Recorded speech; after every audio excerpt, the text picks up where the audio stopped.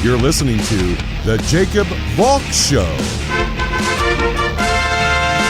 He's breaking down the latest and greatest in sports as only he can.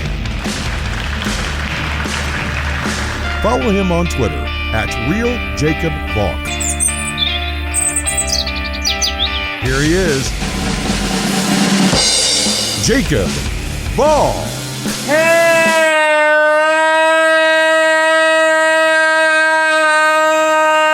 Hello, sports fans! Welcome to another edition of the Jacob Valk Show. I am Lee, Jacob Valk, and you're not.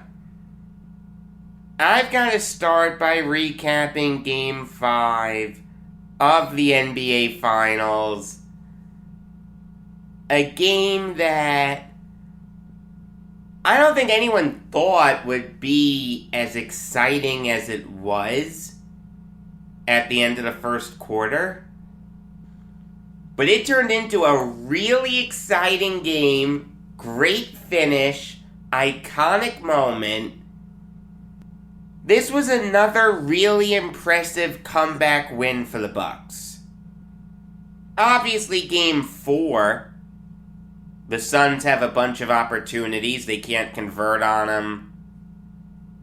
And the Bucks tie the series at 2. This game was probably more impressive. You've got the Bucks falling down by 16 at the end of 1. Everyone's thinking, here it is, another blowout. It's going to be just like Game 1, just like Game 2, just like Game 3. But the Bucks come storming back in the second quarter. They lead by 3 at the half. They lead by 10 after 3 quarters. Neither team can play defense to save their lives. There was really only one good defensive play in that game. And it came with 20 seconds left in the fourth quarter or something like that. I mean, the end to that game was crazy. You've got the Bucks up 6 with under 2 minutes left. Devin Booker, it's a big three-pointer to pull the Suns within 3. Giannis gets fouled hard by Chris Paul. And this is an issue with Giannis. His free throw shooting. I mean, we make jokes about it. He's got to dribble the ball 5 times. He's got to go through this whole routine. The opposing fans count really fast to try to entice the referees to call a delay of game penalty. But Giannis has had these moments where he needs to hit big free throws, and he hasn't done it. With 69 seconds left, and your team up 3, you've got to hit at least one of those free throws. Make it a 2-possession game. Instead, you brick both of them. Don't you just get the sense that Giannis sometimes gets in his own head with his free throw shooting? He's thinking about it too much. He thinks he needs to be exactly perfect. He's got to simplify his routine. Don't even feel it. Don't even think about it. Just shoot it. The Suns corral the rebound. Pat Connaughton ends up on an island with Chris Paul. Paul backs Connaughton down, then puts a nice spin move on him. 1-point game. You've got the Footprint Center going absolutely nuts. That is the new name of Phoenix Suns Arena. Great publicity. The first game at the Footprint Center is Game 5 of the NBA Finals. I don't know if that's ever happened before. The naming rights for an arena changes in the championship round. I would like Footprint Arena, though, better than Footprint Center. I don't know why, but to me it just sounds better. Now it's kind of funny. All throughout this game, the best player on the Bucks wasn't Giannis. It wasn't Chris Middleton. It was Jrue Holiday. Bucks fans have been screaming for this guy to really step up in these finals. Yes, in Game 3, he was really good. But in Game 1, he no-showed. In Game 2, he no-showed. In Game 4, he no-showed. This is a really important Game 5. You need your 3 big guns playing up to their standards. You knew that Giannis would show up. You had a pretty good feeling about Middleton. You didn't know about Jrue Holiday. Well, he showed up.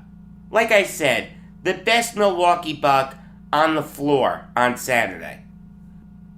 He had 27 points, 13 assists, and made the biggest play of the finals so far.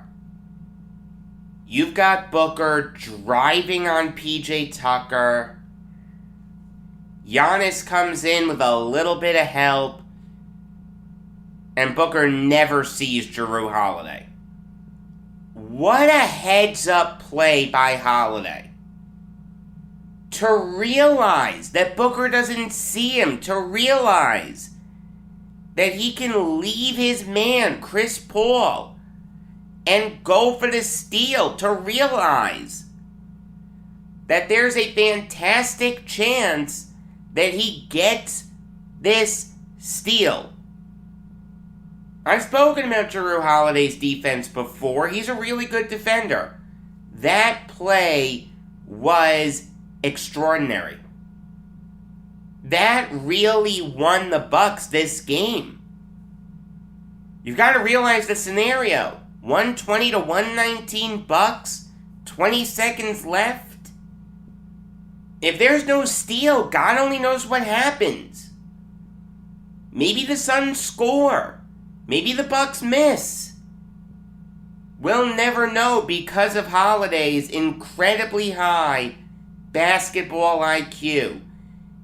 And then to have the presence of mind to see Giannis running the floor, to be in perfect position for an alley-oop. You can't do it any better than that. That sequence of events by Jrue Holiday to recognize the opportunity for a steal, to go for the steal, to get the steal, to get the loose ball, to run in transition, to recognize the lob opportunity, and to throw a perfect lob should be played on repeat for young kids learning how to play basketball all over the world. Now, of course, Giannis missed the and one free throw. Just to be clear, the Suns had an opportunity there. If they could have grabbed the rebound, they could have called a timeout, and they could have advanced the ball with 10 seconds left. I thought that was a bad job by Monty Williams to not have size on the court at that point. Think about the five-some that was out there for the Suns at that moment. It was their starting five. Outside of DeAndre Ayton, you have no size out there. Would it have killed the Suns to have had Frank Kaminsky out there? I understand that Kaminsky isn't great. I understand that he didn't play at all in Game 4, and he didn't play at all in Game 5. But he's 7 feet tall.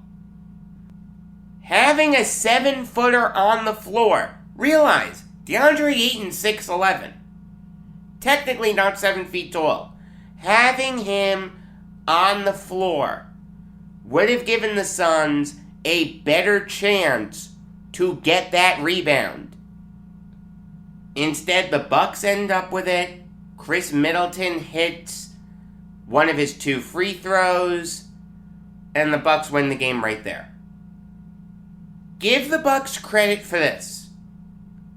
Their big 3 has all had games in these finals where they've been the best player for the Bucks. Giannis was the best player on the floor in games 1, 2, and 3. Chris Middleton was the best player on the floor in Game 4. Jrue Holiday was the best player on the floor in Game 5. That's impressive. That may be the seminal reason for why the Bucks are 1 win away from the NBA title. I mean, give the Suns credit. They played really, really well on Saturday. Devin Booker dropped 40. Chris Paul and DeAndre Ayton had double-doubles. The Suns played well enough to win. The thing is, though, neither team could clamp down defensively. Both teams shot at least 55% from the field and 50% from beyond the arc. You had the sense in watching that game that the team to step up and make a big defensive play would win.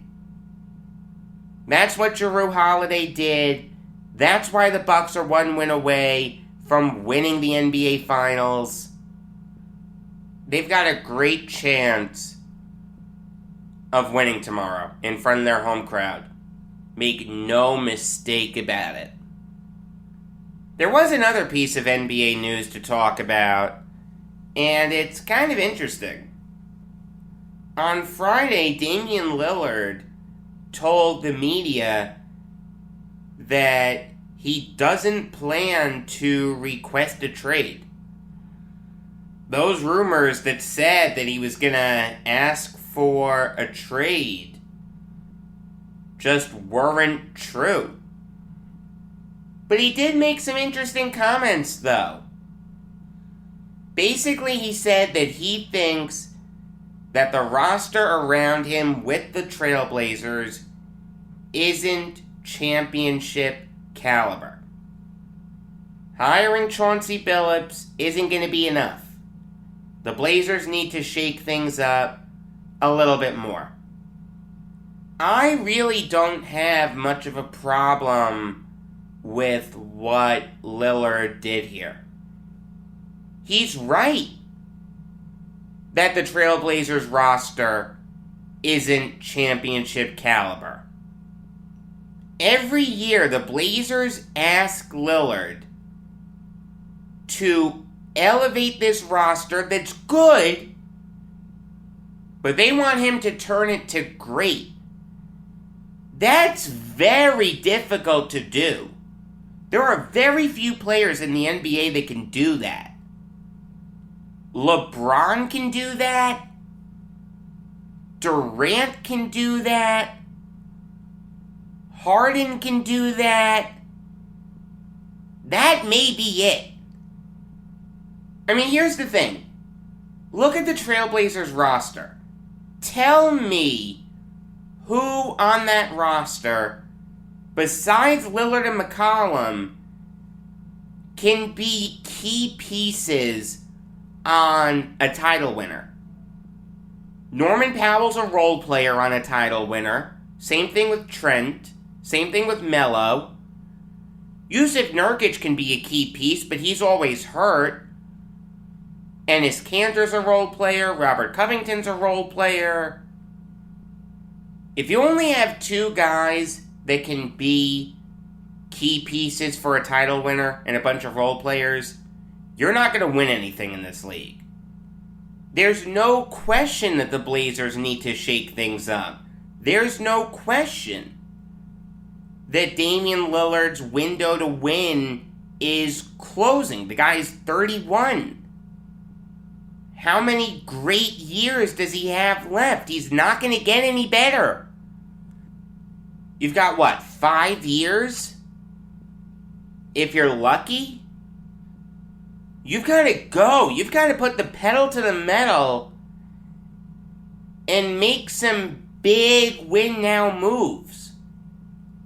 Unfortunately for the Blazers, I don't know what they can do. Colin Sexton doesn't fit them. Bradley Beal would help, but you're not getting Beal unless you're giving up CJ McCollum. Does Damian Lillard and Bradley Beal make you a title threat? It's a great duo. Lillard and Beal is better than Lillard and McCollum, but I don't think you're a lot better than you were. What are you going to do? Try to sign Kawhi Leonard? Do the Blazers have the cap room for that? I don't think so. I'm just not sure what the Blazers can do to go from good to great. Also, there's another element to this. Damian Lillard's right that the roster around him isn't going to win a title, but to say that publicly, if I was on the Blazers last year, I'd punch Damian Lillard in the face when he came back from Tokyo. You can't say that about your teammates publicly. Come on. You're right, but you don't say it. Let me tell you, if I was CJ McCollum, I would call Lillard and I'd say, hey, bro, you're telling me I'm not good enough to be the second best player on a title winner? I put up over 23 points per game this year. I shot over 40% from beyond the arc this year. I put up over 20 points per game in the last 6 seasons. Don't tell me I'm not good enough. Norman Powell probably called and said, hey, I have a ring, you don't. Don't tell me I'm not good enough. I'm not saying he's wrong, but to blast his teammates publicly like that, there's just a better way to go about it. Realistically, he has to say all the right things publicly. Privately, if he wants to say to Neil Olshey and Chauncey Billups, yeah, the roster can be improved, get rid of this guy, this guy, this guy, and this guy, and try to get this guy, this guy, this guy, and this guy. That's what the NBA is now. You can't fault Lillard for doing it. But again, to do it publicly, to say that this roster isn't good enough publicly, I don't like that. I'm not saying he's wrong. He's right. He's right that this roster, even if everyone was functioning at 100%, wouldn't win an NBA title. You just can't say it. Alright, now I'll give you some NHL Valk talk. And holy cannoli, I was wrong about Lou Lamoriello. I have criticized this guy a lot. I've said in the past that Lamoriello's overrated. That Barry Trotz should get the bulk of the credit. What's happening is more Trotz than Lamoriello. But what he did over the weekend is excellent. It's absolutely fantastic. It's beyond my wildest dreams. I'll start with the Leddy trade. You knew that Nick Leddy would be traded. That was out there for a long time. It was pretty clear that the Islanders were going to lose a defenseman. The discussion very early on was whether it would be Leddy or Scott Mayfield, but it was pretty apparent as the process went on that it would be Leddy. Leddy's older. He's on a more expensive contract. You have him for less years. And Mayfield does bring a physical element to the blue line that no other Islander does. So, Leddy had to go. You didn't want to lose him for nothing, though. I thought that was a possibility, but if you could get something for him, fantastic. Well, the Islanders ended up getting something, and they got something pretty good. The 52nd overall pick in this year's draft, and Richard Panik. Nick Leddy is worth a second rounder. That is correct. And since the Islanders didn't have a first this year, they traded it in the Palmieri Zajac deal, and they didn't have a second, they traded it in the Andy Green deal. Get a second. That's perfectly fine. Let it be for 2021. That is the right decision by Lou Lamoriello. And Richard Panik can fill that hole that the Islanders had all year on third line left wing. He's a good player. Put up 13 points in 48 games. In 16-17, he scored 22 goals. He's a good player. There's a role for him in the NHL. I have absolutely no idea why the Red Wings wanted Leddy. I understand that they needed talent. There's no question. But the Red Wings aren't in a position where they should be giving up picks. If you want talent, that's what free agency's for. And I'll say this, the reaction on Islanders Twitter was really, really nice. If you'll recall, Leddy was traded by the Blackhawks to the Islanders just before the 14-15 season. The Islanders the year before were dreadful. They finished last in the Metropolitan Division. It was a big letdown from the year before where they made the playoffs, got knocked out by the Penguins. That was the lockout year. You got the sense that that was just an aberration. It was going to take a while for the Islanders to be good. But Garth Snow didn't wait. It was one of the best things he ever did as general manager. In the span of like 15 minutes, he traded for Leddy and he traded for Johnny Boychuk. He put those two guys on the first line, and those two guys were key reasons why the Islanders went to the playoffs that year. Make no mistake about it, they almost beat the Capitals in that series. I mean, I remember the evening of Game 7. It was a 7 o'clock start.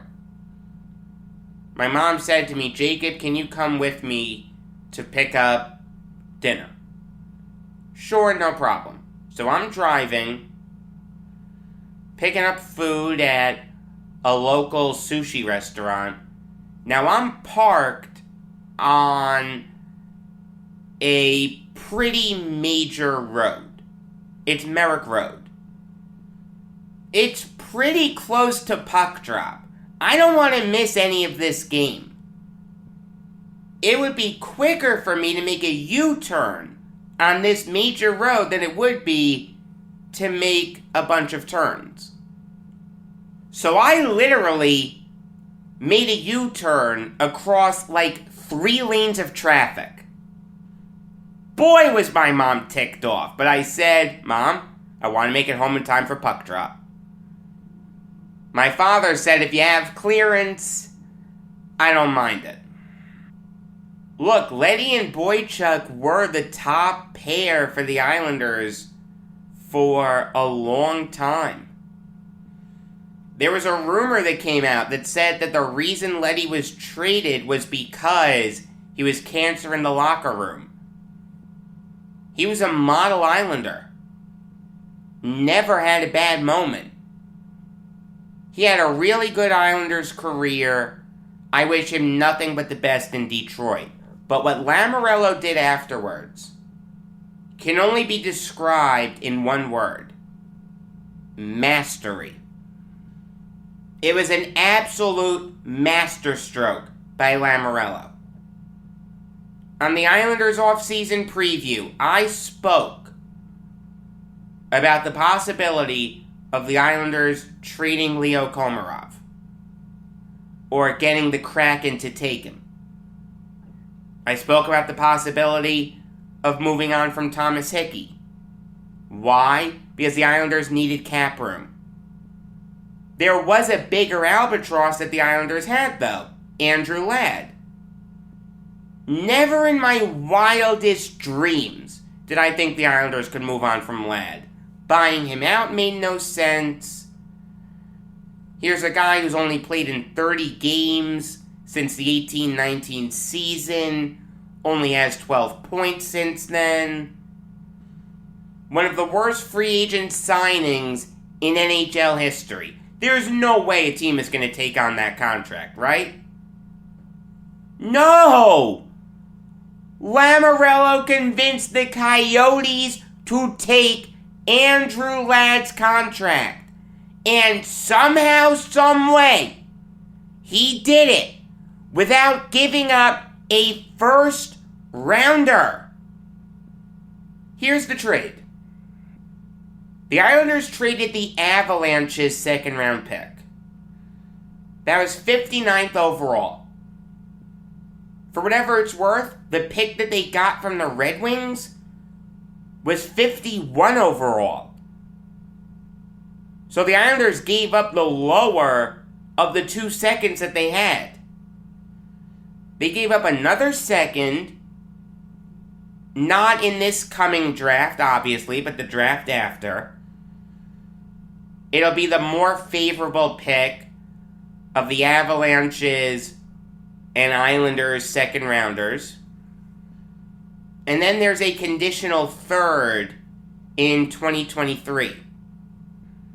The pick will transfer if Ladd appears in at least one game in 22-23. I have no idea if that means for any team or just the Coyotes. I don't know what happens if he doesn't. The point is that Lou Lamoriello got rid of the worst contract in the NHL without giving up a first rounder. This guy is a freaking genius. He's a wizard. He's a master. He's a god. I don't know how I was ever stupid enough to doubt him. I got on him for not keeping Tavares. Got on him for not getting Artemi Panarin. It doesn't matter. Look at where the Islanders are. Look at what he just did. This guy is incredible. I've said in the past that the Islanders need to hang something up for Barry Trotz when he retires. Hang something up in UBS Arena for Lamoriello also. Put the two of those banners right next to each other. According to CapFriendly.com, at this very moment, the Islanders have $12,170,812 in cap room. You can add $6 million onto that if you put Boychuk on long-term injured reserve. That's $18 million. That's more than enough to sign Beauvillier, Pelech, and Sorokin. In fact, with the addition of Richard Panik, I can make the argument that you can move on from Cizikas. You can put Komarov on the fourth line, have him play center. He has some experience there, not a lot, but some.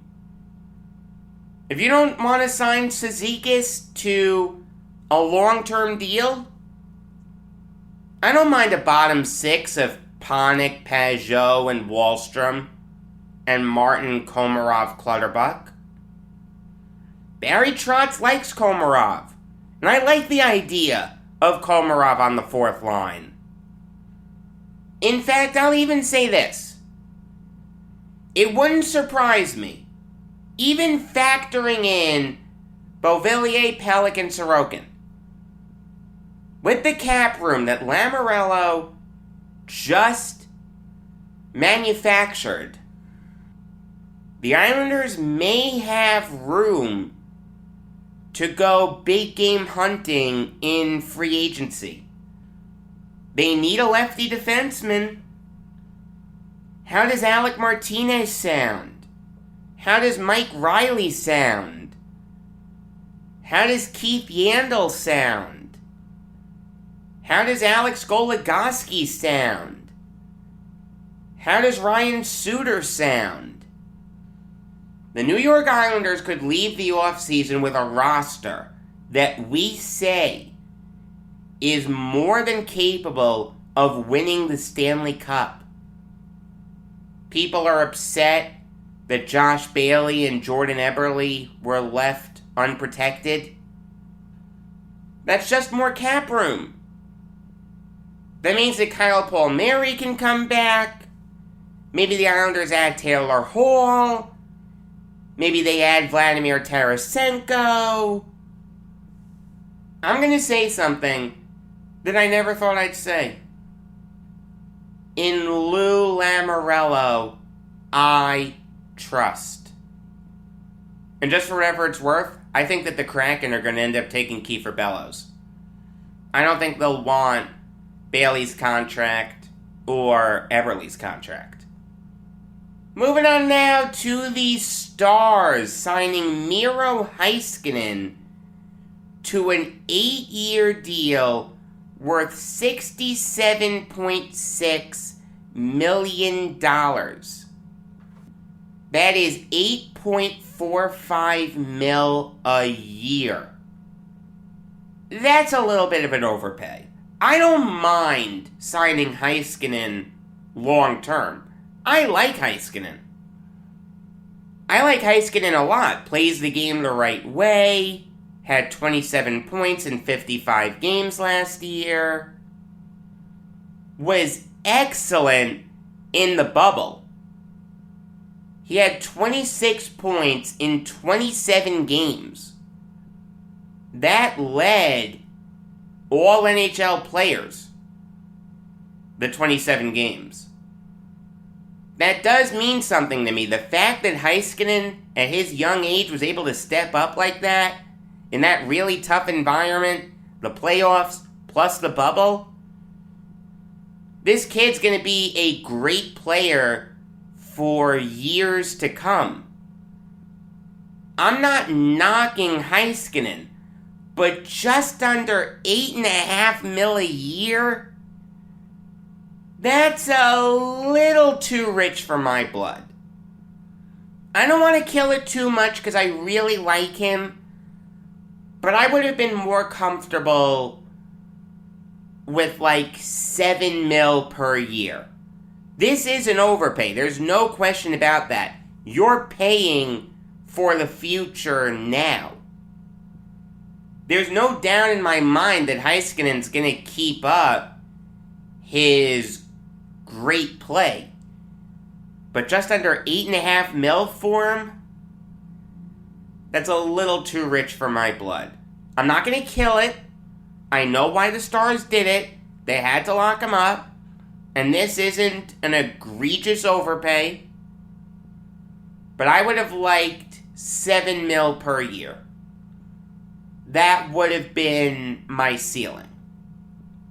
Moving on now to the Coyotes, trading Adin Hill and their 7th rounder in not this coming draft, but the draft after, to the Sharks for Joseph Coronar and a 2nd rounder in the same draft.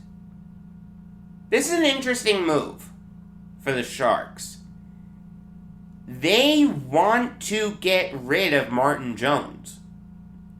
Jones the last few years has been a huge disappointment.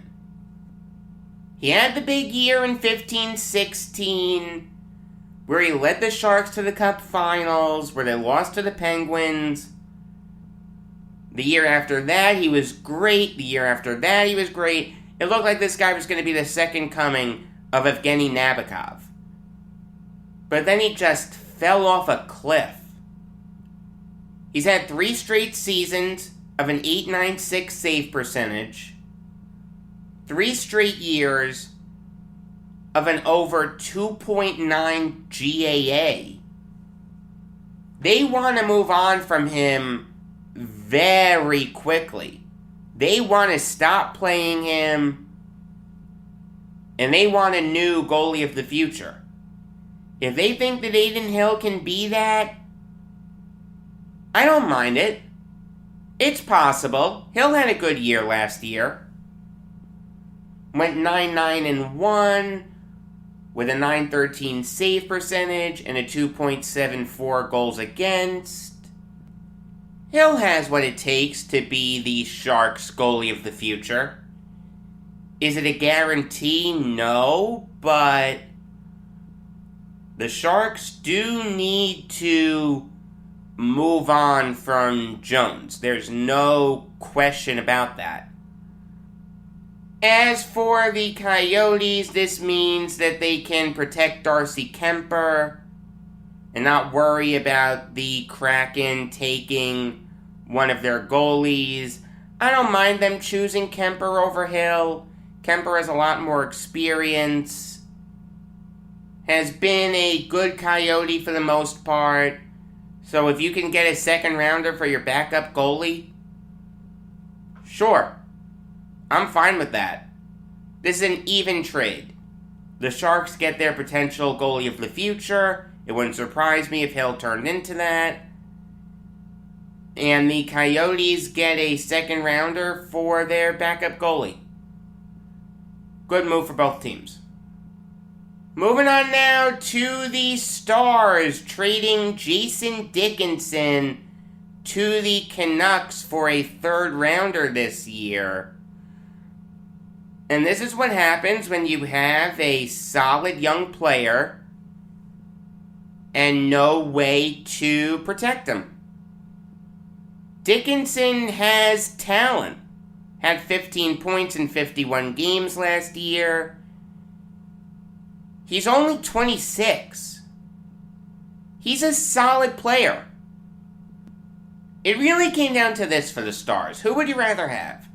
Jason Dickinson or Radek Faksa? They're very similar players. Dickinson's a little younger. Faksa has the better track record, although he really fell off last year. Only had 14 points in 55 games. Was a -15. They're very similar, so I don't mind the Stars keeping Faksa over Dickinson. A 3rd rounder is a fair haul for him. Dickinson fits the age range for the Canucks. And don't look now, but they have a really good center core. JT Miller, Bo Horvat, Elias Pettersson, and now Dickinson. That's really good. This is an even trade for both teams. I don't mean to seem so diplomatic, but it's the truth. Moving on now to the Penguins, trading Jared McCann to the Maple Leafs for Philip Hallander and a 7th rounder in 2023. Before I get into the trade, there's an interesting bit of serendipity here.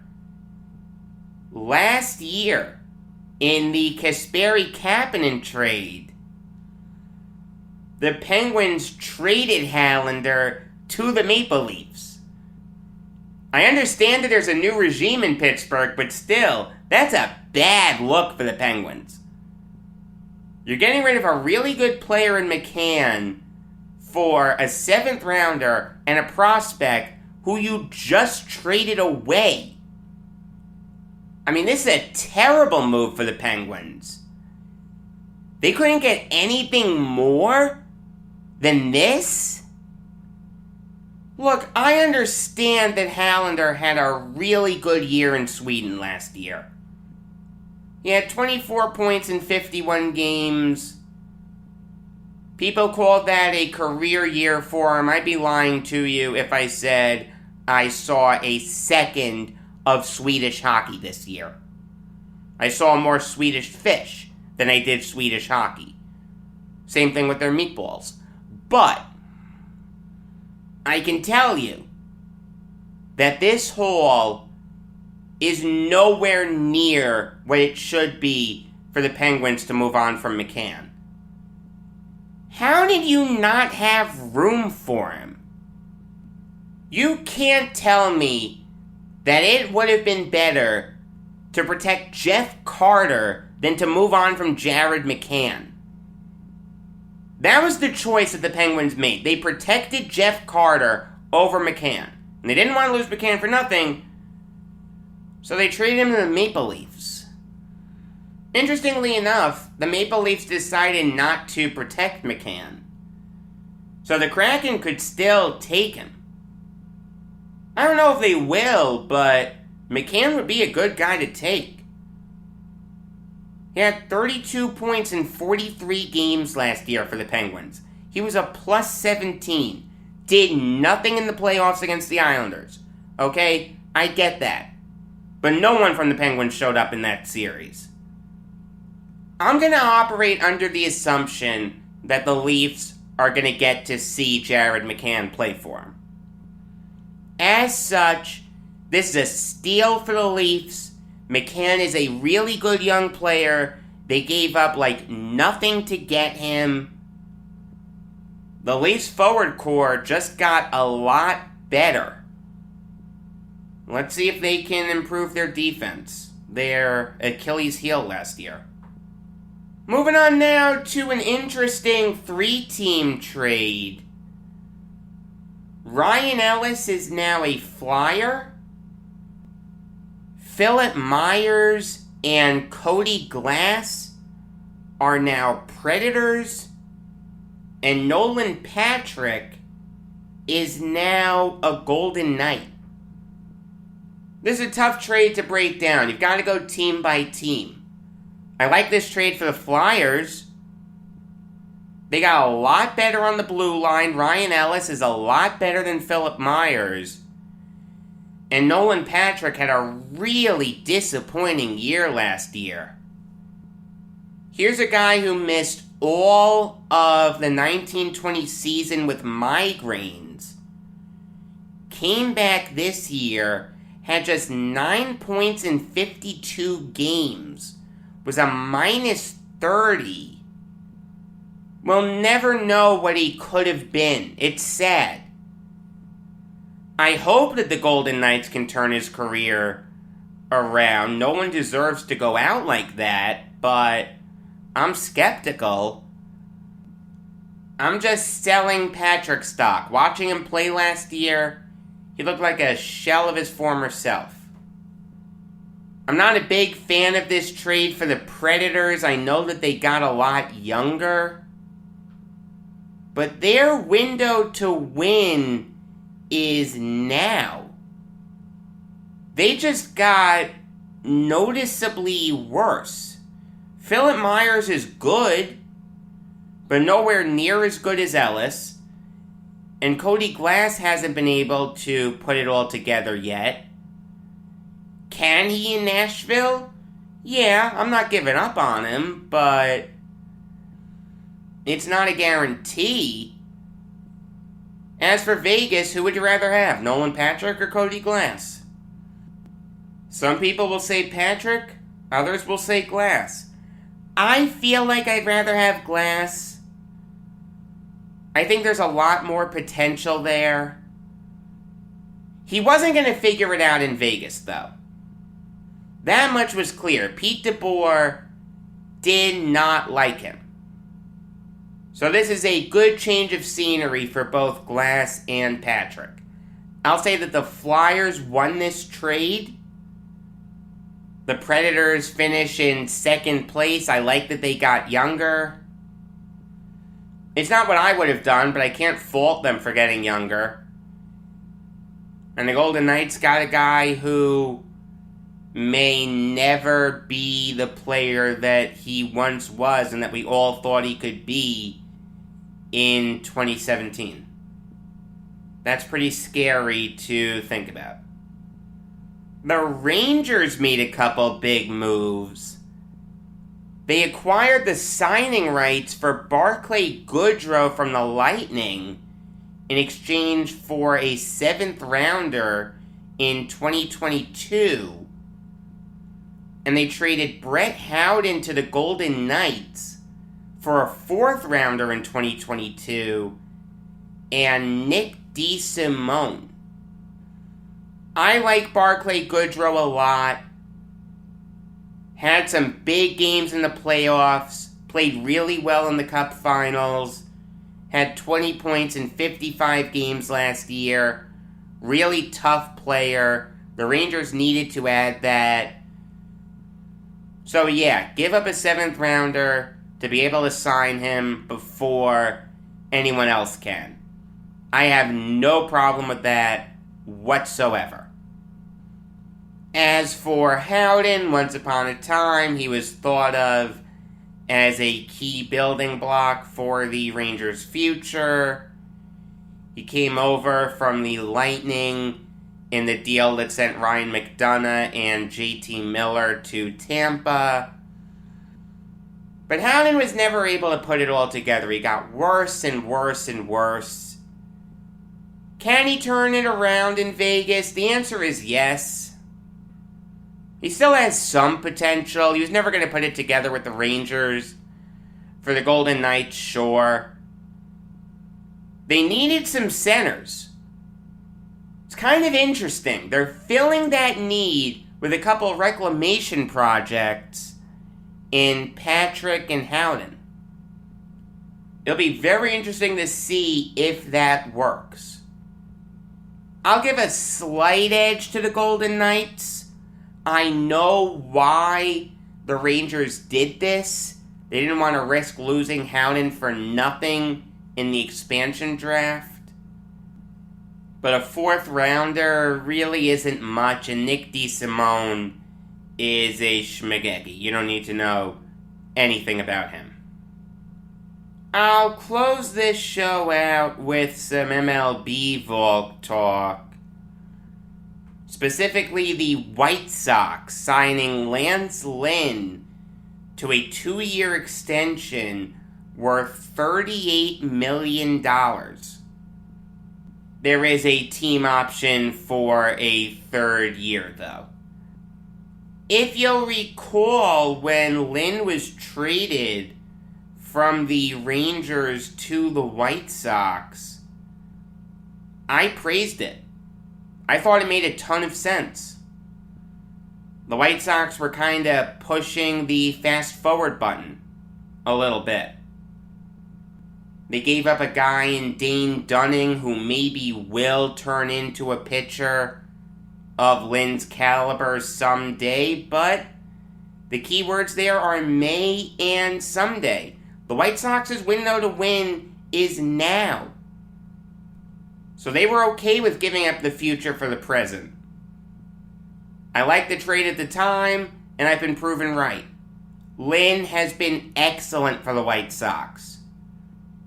He's 9-3 with a 1.99 ERA. He made the All-Star team this year. Just think about this. The Yankees could have had Lance Lynn. Instead, they chose to re-sign J. Happ. Another genius move by Brian Cashman. This is an excellent move by the White Sox. Lynn would have gotten about $20 million per year if he would have hit free agency. Obviously, he wouldn't have gotten an incredibly long-term deal. He's 34 years old. But he would have hit that AAV. There's no question about that. So to keep him around is a great move by a very scary White Sox team. They're the best team in the American League right now. It wouldn't surprise me at all if they won the pennant. New York Yankees show comes your way tonight. I did text Nick about doing another NBA mock draft. He said he wanted to do it. We're finalizing the details on that. One thing that I realized is that odds are the day of the NBA mock draft special is going to be Thursday. Thursday is the day that I'm going to react to the Seattle Kraken expansion draft. I said that I didn't know if I was going to do that as a special show or not. I am going to do that as a special show. Therefore, nothing set in stone, but odds are Thursday, the regular episode of the Jacob Valk Show will be the NBA mock draft, and that night you'll get my reaction to the expansion draft. Until next time, I am Jacob Valk saying that Wrigley Field and Fenway Park are the same. There's no parking around either stadium.